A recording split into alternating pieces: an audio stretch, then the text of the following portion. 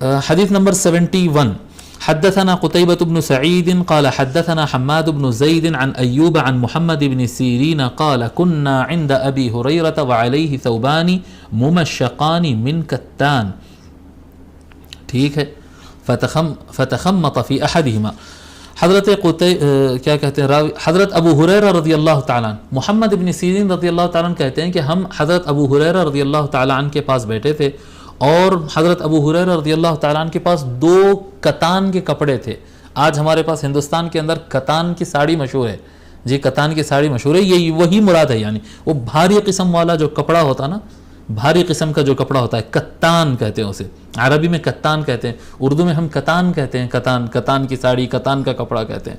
تو کتان کے بنے ہوئے 2 ڈیزائن جو ہے ریڈ کلر کے، اس کے اوپر مٹی کا کام تھا، یعنی کافی بھاری کپڑا، کتان کا کپڑا ہو اور اس کے اوپر مٹی سے ریڈ کلر کا کام اس کے اوپر کیا ہوا تھا، مٹی ورک ہوتا، غالباً اس زمانے میں کچھ ورک ہوتا تھا ہوگا.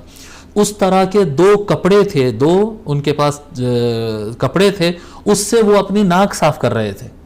ابو ہریرہ، حضرت ابو ہریرہ رضی اللہ تعالیٰ عنہ اب ان کے ناک کو اس سے صاف کر رہے تھے.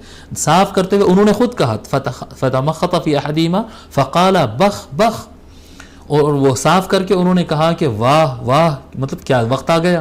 یہ تمخط ابو ہریرہ فی الکتان، کہ ابو ہریرہ کتان کے کپڑے سے اپنی ناک صاف کر رہا ہے. جی، ناک صاف کر رہا ہے. حضرت ابو ہریرہ خود کو کہہ رہے ہیں کہ واہ واہ، کیا وقت آ گیا ہے کہ ابو ہریرہ کتان کے کپڑے سے اپنی ناک صاف کر رہا ہے. لقد رأيتني وإني لأخر فيما بين منبر رسول اللہ صلی اللہ علیہ وآلہ وسلم وحجرت عائشة مغشیا علی. میں خود کو اس حال میں دیکھتا تھا پہلے کہ کئی مرتبہ میں ام المؤمنین عائشہ رضی اللہ تعالی عنہا اور منبر رسول صلی اللہ علیہ وآلہ وسلم کے درمیان بے ہوش ہو کے گر جاتا تھا. یعنی میں ایسی حالت سے پہلے گزرتا تھا. ایک دور وہ بھی تھا کہ سرکار کے منبر اور ام المؤمنین عائشہ کا جو کمرہ ہے، یعنی آج جو سرکار کی جو روضہ پاک ہے، روضہ پاک اور منبر کے درمیانی جو حصہ ہے، اس حصے میں بے ہوش ہو کر گر جاتا تھا.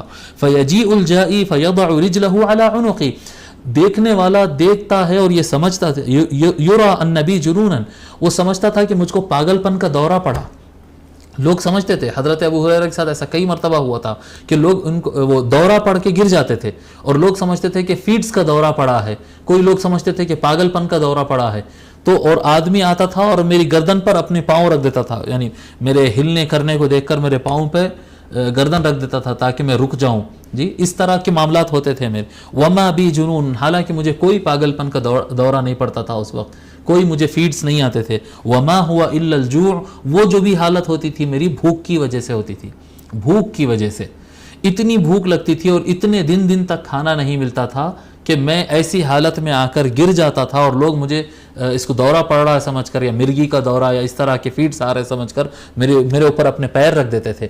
یہ حالات سے میں گزرتا تھا. اور آج کا دور دیکھو، میں کتان کے کپڑوں سے جو ہے اپنی ناک صاف کر رہا ہوں. تو اب یہاں پر آپ کہیں گے کہ یہاں پر حضور صلی اللہ علیہ وآلہ وسلم سے متعلق کیا بات ہے اس کے اندر؟ یہ تو حضرت ابو ہریرہ کی کیفیت ہے، وہ اپنی کیفیت سنا رہے ہیں. نہیں، اس میں معلوم ہوتا ہے، یعنی علماء کرام نے لکھا ہے کہ یہ چیپٹر میں یہاں پر یہ حدیث لانے کا مقصود یہ ہے، حضور اکرم صلی اللہ علیہ وآلہ وسلم کا معمول یہ رہا کہ حضور کبھی اس وقت تک کھانا نہیں کھاتے، پیٹ بھر کے کھانا نہیں کھاتے جب تک اپنے پڑوسی کو کھانا نہیں کھلا دیتے. اور حضرت ابو ہریرہ کے بارے میں معلوم ہے کہ حضرت ابو ہریرہ جو ہے یہ باہر سے آئے تھے، یہ مکہ کے رہنے والے، مدینے کے رہنے والے نہیں تھے، یہ باہر سے آئے تھے.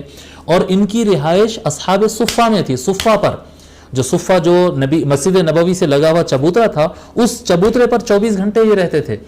یعنی یہ حضور صلی اللہ علیہ وآلہ وسلم کے پڑوسی تھے. اور حضور صلی اللہ علیہ وآلہ وسلم کے پڑوس میں کسی آدمی کو اتنے دن تک کھانا نہیں ملنا اس بات پر علامت کرتا ہے کہ حضور صلی اللہ علیہ وآلہ وسلم کے گھر میں کئی دن کھانا نہیں ہوتا تھا. بغیر کھانا کھائے کے، یعنی ایک ٹائم 2 ٹائم، یعنی کئی ٹائم کھانا نہیں کھاتے، نہیں کئی دن کھانا نہیں کھاتے. اس طرح سے بھی حضور صلی اللہ علیہ وآلہ وسلم جو ہے دن گزارتے تھے. اور اگر ایسا ہوتا کہ آقا کے گھر میں کھانا ہو تو ایسا بالکل ممکن نہیں ہے کہ آقا کے پڑوسی بھوک سے بے ہوش ہو رہے ہیں اور ان کو کھانا نہ ملے، یہ ممکن نہیں. آقا صلی اللہ علیہ وآلہ وسلم بہت زیادہ تاکید کرتے تھے پڑوسی کو کھانا کھلانے سے متعلق. ٹھیک ہے.